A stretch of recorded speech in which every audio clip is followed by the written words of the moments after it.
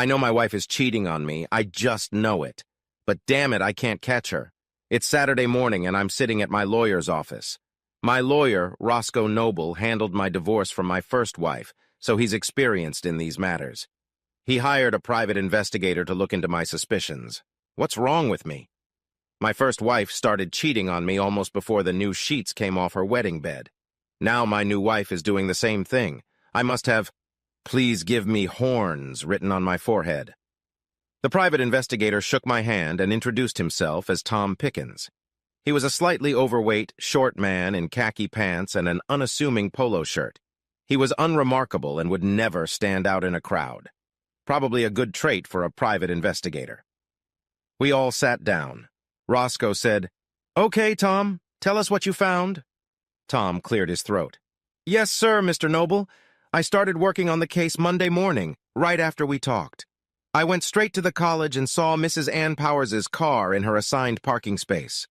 I walked by her office and observed her in her office. I interrupted him. 'Tom, can you just give us an overview and include the details in your report?' Tom replied, 'Oh, sure, Mr. Powers.' Tom paused to gather his thoughts and then continued. 'I've had Mrs. Powers under surveillance all this week until last night. She leaves the house between 8 o'clock and 8:15, heads straight to college, and returns home between 4 o'clock and 5:30 p.m. Her daily routine seems normal enough: conferences with students, faculty meetings, office work, trips to the library, and the like. She usually goes to the gym around 11 a.m. and then eats a bag lunch at her desk. There is only one unusual activity. On Monday, Wednesday, and Friday, Mrs. Powers left college between 1 o'clock and 1:10 p.m., walked downtown, and walked into Henry's Continental Restaurant and Gourmet Food Store. She left there between 3:45 and 4:10. Roscoe asked, "Did she meet with anyone at lunch? Could you identify who with?" I interrupted. "No, Henry's only serves dinner on Tuesday and Saturday. It's one of our favorite restaurants. It's very popular with the academic crowd. The owner is Henry Manigault.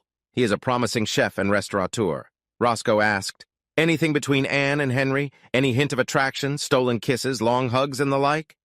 "Come on, Roscoe, this is the South. Women here kiss and hug everyone as if the 5-second acquaintance was a long-lost uncle or aunt. Or boyfriend. We all know each other, and there is nothing unusual between them that I know of. But then again, I'm only a husband, so I'm the last to know," I grumbled. "Good. Is there any reasonably innocent explanation for why Anne spent 3 hours in a closed restaurant 3 times this week?" Roscoe asked. I shrugged and said, "Henry is a good-looking, outgoing guy. He flirts with all the women, including Anne, and they all adore him. So, who knows?" Tom put in, "Well, the restaurant has a gourmet food store that is open during regular business hours and offers cooking classes every other Saturday. However, when Mrs. Powers was there, no classes were offered.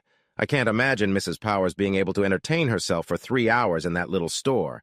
I added dryly, "I assure you it's impossible. Anne and fine dining? Definitely terra incognita for her." Tom continued, "I walked around the store several times. I saw no sign of Mrs. Powers. Nor did Henry Manigault, and when someone asked for him, the clerk dryly replied that he was unavailable. I was drawing attention to myself, so I stopped going in. On Wednesday, my wife went in there several times. She didn't see Mrs. Powers either. I also charged the usual rates for my wife's time." Roscoe said, "That's fair, Tom, no problem. What else do you have?" Tom sighed. Roscoe said, "Not much. It's a complicated case. Mrs. Powers must be the most skillful wife-cheater I've ever encountered." "Oh, I'm sorry, Mr. Powers. I just waved for him to go on." Tom continued, "My wife is doing an electronic investigation and has been checking the contacts of both Mrs. Powers and Henry Manigault. She hasn't been able to find anything worthwhile on either of them. Henry is single and has had 1 or more girlfriends on a regular basis. But there is nothing scandalous about it. Although we have no information about his current girlfriend, he's definitely upbeat and cheerful. Apparently he hasn't had any affairs with married women, at least we couldn't find anything. Henry uses an online dating service, but a lot of singles do. Lately he's stopped socializing there. Mrs. Powers' electronic footprint is as clean as freshly fallen snow. We ran her financials. No new credit cards, no personal loans, no problems the credit scoring companies might have had. No public record. Except that Mrs. Powers had a speeding ticket 4 years ago. Clean, decent history in every respect. Roscoe looked at me. I said, I did the homework you asked for. I went through 3 months of credit card payments and phone records. Nothing that I couldn't explain.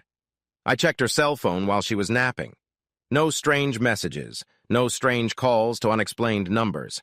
Nothing on her home computer or her regular or university email accounts. I have all her passwords. She always mixes them up and has to ask me to remind her. She's a history major, not a technology major. I didn't find anything suspicious. Roscoe sat with his lips pressed together. Finally, he said to me, Jim, what I'm saying is that maybe you're just paranoid. That's understandable after your experience with your first gold-digging wife. I really like Anne. You two seem like the perfect couple. But this restaurant thing is very suspicious. I guess things aren't always what they seem. I sighed. It doesn't make any sense. Who would have sex for hours in a closed restaurant? Getting a hotel room is a hell of a lot more convenient. Or go to his house, he's single. The whole restaurant thing just sounds dubious. Roscoe suddenly began rummaging through a folder full of papers that looked like an accordion. After a minute, he said, Yeah, I might have something. Tom told me about Henry's restaurant visits on Wednesday night. I asked the paralegal to check everything I could find in the courthouse and city records on Henry. Here is Henry's application for a building permit, a 5-year-old application that includes a layout for remodeling the old Johnson's department store into his current restaurant. Roscoe turned over 2 sheets of floor plans so Tom and I could see them.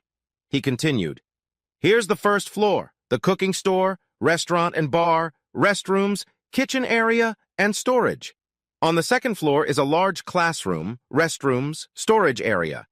And here, in the back, is an area designated as a studio apartment with its own bathroom and shower. We silently looked at the plans that showed the studio apartment. I said, Well, chefs have been known to work long hours. It might make sense to have an overnight stay there in the restaurant, but it's also undoubtedly a comfortable love nest. Roscoe nodded his head. That is indeed true. After a pause, he continued, Jim, I'm afraid Anne is messing with your head and entertaining Henry between the sheets. There's no use in gilding the lily. Tom, keep watching. Jim, keep your eyes and ears open on the home front. Anne is a sharp little thing and hides her handkerchief better than most others. She'll make a mistake. They always do. Then we'll nail her just like we nailed your first wife. On the way home, my head was splitting. With my first wife, I think I can understand her cheating. We got married too soon and too fast. She was studying art in her last year of college when we got married. A beautiful girl. She was also a self-centered social girl, not to mention she definitely expected to be high maintenance when she became a wife. As for me, I came from a simple construction family. I majored in civil engineering and was working on my MBA when we got married. My dad was drafted to Korea, was an Army engineer, came back and enrolled at Clemson through the Army draft. He then scraped together enough money to buy a concrete plant and made a small fortune in the post-war boom years. I realize now that my first wife saw me as a dollar sign, not a lifelong partner. She got more in the divorce than she ever could have gotten with her Bachelor of Arts degree. Dad had a stroke a few years ago and ended up taking over the concrete company.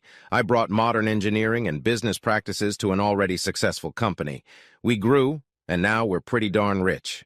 My sister went to law school, and with all the construction litigation and the inevitable involvement in our cases, she became a pretty rich construction law guru in her own right. My first wife must be berating herself for not being more prudent and waiting until a more lucrative financial plum grew on the marriage tree. But my current wife, Anne, I just can't believe she's unfaithful either. We've been married for a little over 2 years now. She's 8 years younger than me, but she's an intelligent, mature woman with a good head.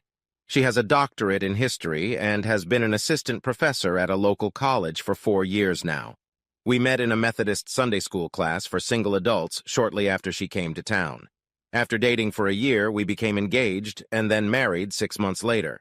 We had a nice time, got to know each other, met each other's friends and families. We did everything right. Heck, I swear my family likes her more than me. Anne is my best friend, the sex is great, the family is friendly. I actually do all the cooking because Anne, God bless her, is a terrible cook. She has wasted her time becoming an academic muse rather than a domestic goddess. In January, Anne finished her book on the colonial warfare of the Yamasee Indians. We all expected it to be a typical bore from an academic history professor. I read this book as my marital duty and was blown away. Anne has a gift for telling a story as if it were a novel and bringing that long-ago tragedy to life. I read the whole thing in a Saturday. Holy crap, it's great. The professional and popular press has also liked the book. Anne has been interviewed by NPR and several local TV stations. She's even been invited to several book awards, and she's doing a lot of book signings and speaking engagements. Anne is over the moon about the success of her book, but she earned it with hard work. She jokes that when all the royalties are totaled, she'll produce the book for less than half the legal minimum wage. Nevertheless, the book and its professional and popular reception were a major factor in Anne's expected promotion to associate professor, perhaps next year or just afterward. But having been burned by milk, I'm blowing on water as well. Anne exhibits the classic signs of a cheating wife. Working so hard on her book, she has gained a few extra pounds. Not that I was foolish enough to mention it to her. The book came out in January, and she started working out at the gym in February. Now, in July, she's in the best fighting shape I've ever seen her in. She looks really good. Her first royalty checks were spent on some attractive, sexy outfits and lingerie. She laughed and said she was spoiling herself. This is uncharacteristic of her, as she is an old-fashioned Methodist cheapskate. She teased me, "Don't I love seeing her in her new lingerie?" I'm delighted, of course.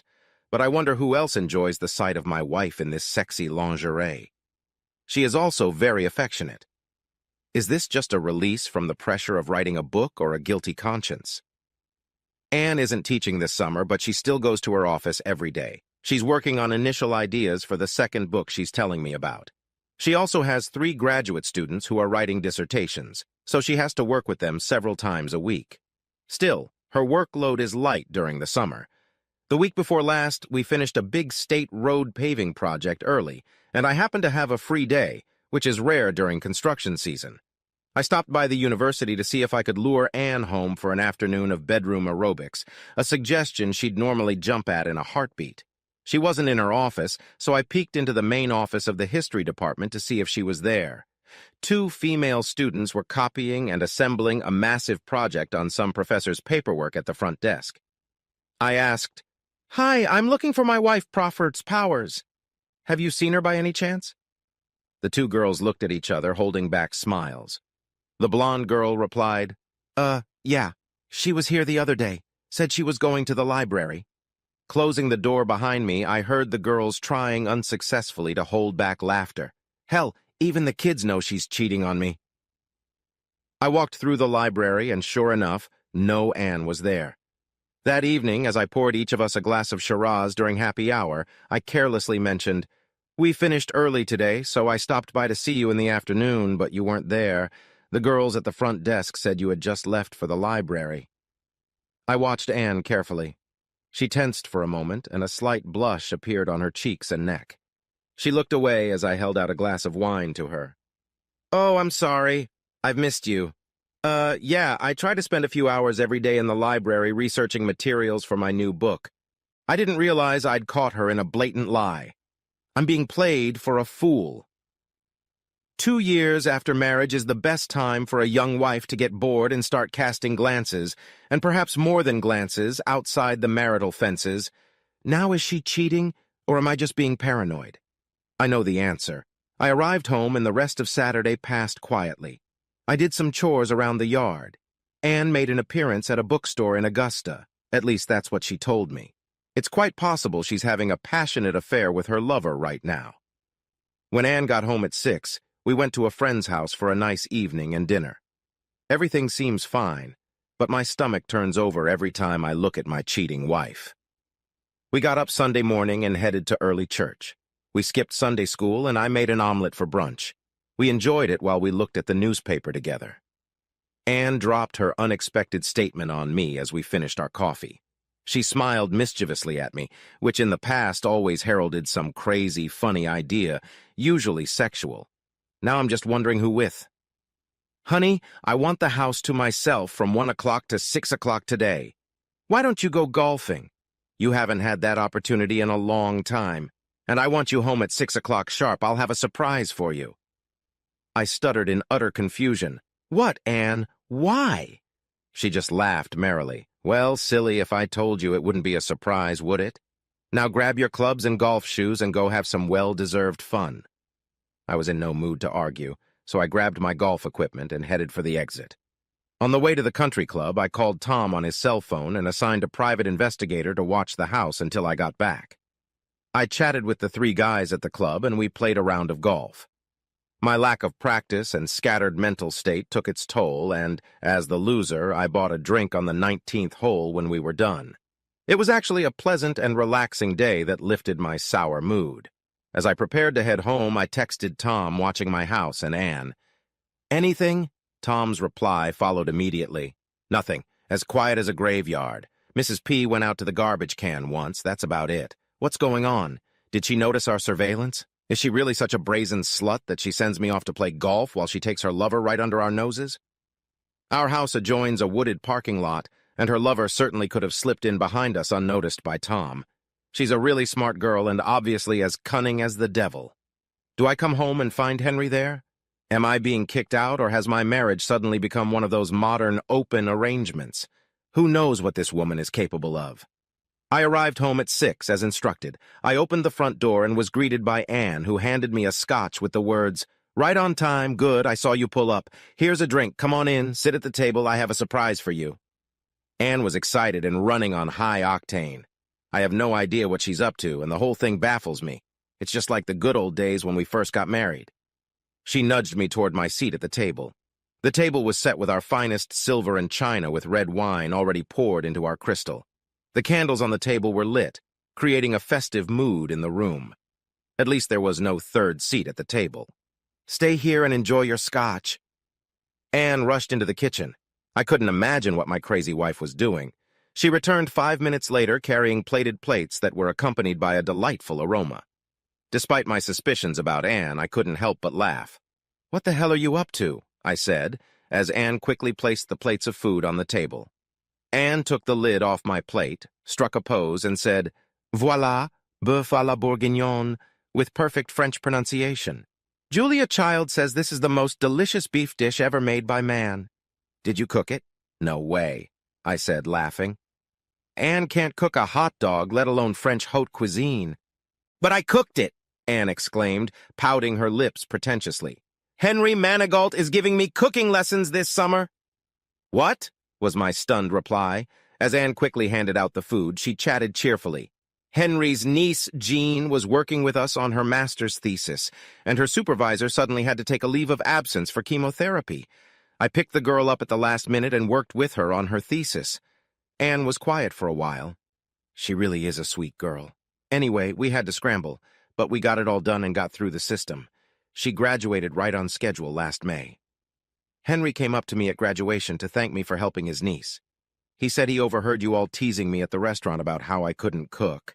Said he'd like to give me cooking lessons as a thank you for helping Jean. Anne shrugged her shoulders and continued chatting. "I have some free time in the summer, so I went to his cooking classes at his restaurant a few times a week. It was a little intimidating at first, but it's actually a lot of fun.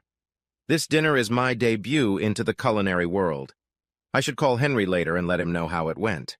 If you like it, he's willing to keep practicing and is going to greatly expand my knowledge of the art of haute French cooking. How about that? I do have the wife I've always hoped for. Now she can cook on top of that."